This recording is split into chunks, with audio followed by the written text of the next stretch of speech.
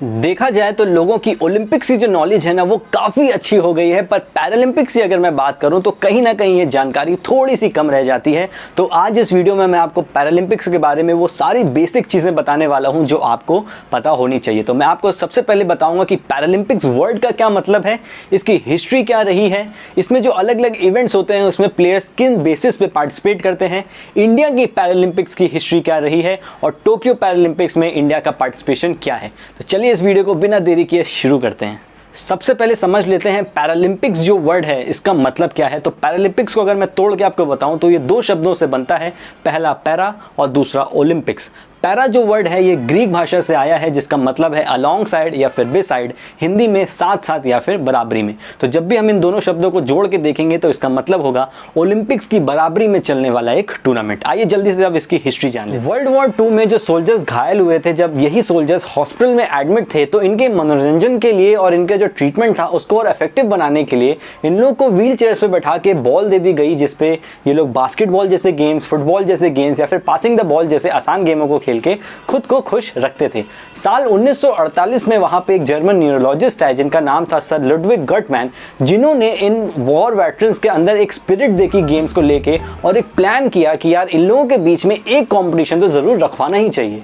इन competitions का नाम रखा गया Stoke Mandeville games. Stoke Mandeville नाम इसलिए रखा गया क्योंकि ये लोग जिस लंदन के हॉस्पिटल में एडमिट थे उस हॉस्पिटल का नाम ही था स्टोक मैंडेविले, और ये उसी दिन शुरू हुए थे जिस दिन 1948 लंदन ओलंपिक्स की ओपनिंग सेरेमनी चल रही थी। ठीक 12 साल बाद 1960 रोम ओलंपिक्स की जब क्लोजिंग सेरेमनी हुई उसके 5 दिन बाद पैरालंपिक्स गेम की ओपनिंग सेरेमनी शुरू हुई जहां पे 5000 लोग सपोर्ट करने इस इवेंट को आए थे। तो ये वही साल था जब पहली बार पैरालंपिक्स गेम शुरू हुए और जिनका नाम स्टोक मैंडेविले से बदल के पैरालंपिक्स गेम रख के इस कंपटीशन को करवाया गया। और उसी दिन ये चीज़ डिसाइड हो गई थी कि ओलंपिक्स के पैरेलल में अब ये गेम्स चलने वाले हैं जिसका नाम अब पैरालंपिक्स गेम्स रख दिया गया। पैरालंपिक्स में जो खिलाड़ी पार्टिसिपेट करते हैं उनको 10 अलग अलग डिसेबिलिटी कैटेगरीज में बांटा जाता है। मैं बहुत जल्दी आपको वो 10 कैटेगरीज बताता हूँ।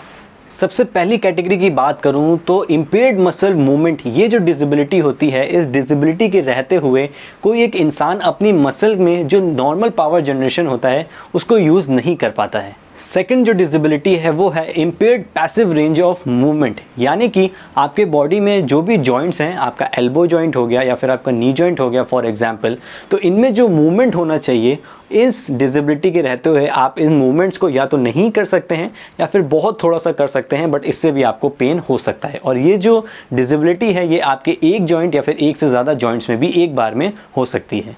थर्ड जो कैटेगरी है वो है लॉस ऑफ लिम्ब। लिम्ब का मतलब है अंग। तो अगर कोई खिलाड़ी ऐसा है जिसके शरीर में एक या एक से ज़्यादा अंगों की कमी है तो फिर उसको पैरालंपिक्स में लॉस ऑफ लिम्ब कैटेगरी में रख के खेलने दिया जाता है। चौथी जो कैटेगरी है पैरालंपिक्स की वो है लेग लेंथ डिफरेंस। जैसे कि आप नाम से ही समझ सकते हैं, पैरों में जो लेंथ है, जो उनकी जो लंबाई है, उसमें जब डिफरेंस आता है तो आपको फिर इस कैटेगरी में रखा जाता है, जिसके रहते हुए आपका एक पैर छोटा और एक पैर लंबा दिखाई देता है। पैरालंपिक्स की 5वीं कैटेगरी और डिसेबिलिटी शॉर्ट स्टैच्योर, एक ऐसी डिसेबिलिटी है जहाँ पे एक इंसान की जो हाइट होती है वो काफ़ी कम रह जाती है। नॉर्मली देखा जाए तो वो 4 से 6 साल के बच्चे की हाइट उनमें लगती है।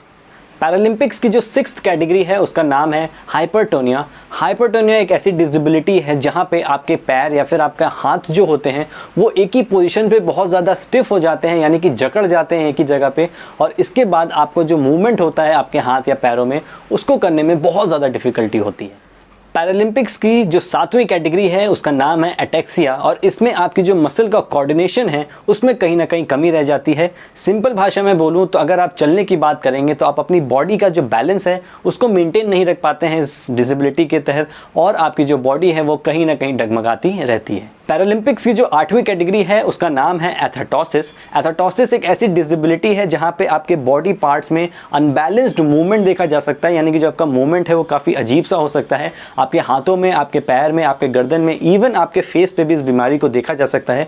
सबसे ज़्यादा ये बीमारी जिस पार्ट में ऑब्जर्व होती है वो है आपके हाथ और पैरों की फिंगर्स।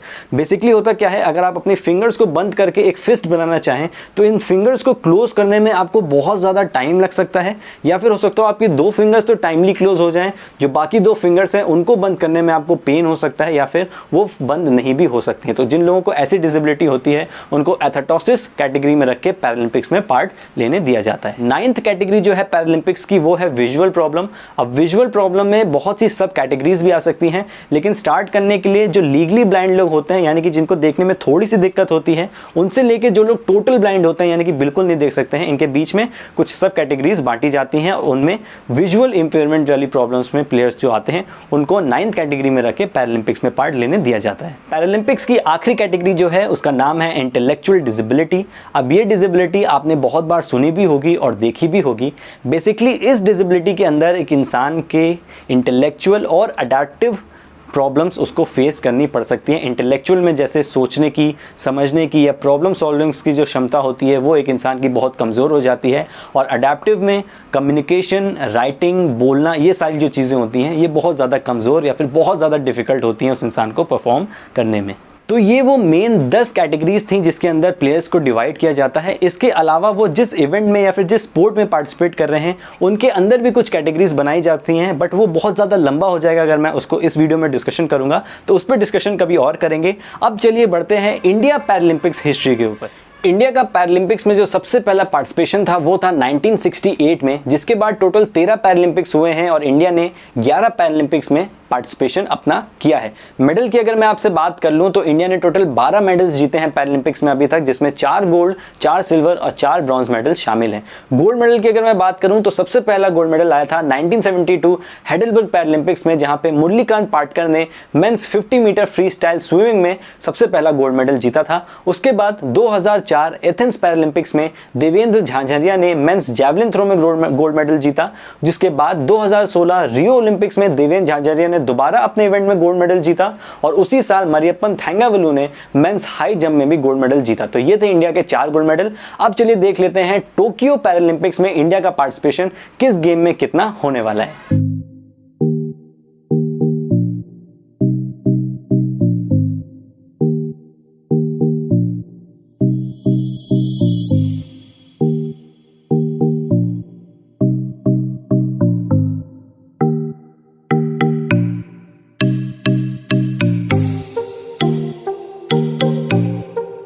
उम्मीद करूंगा आपको इस वीडियो से बहुत सारी नॉलेज मिली होगी, आपको ये वीडियो बहुत पसंद आया होगा।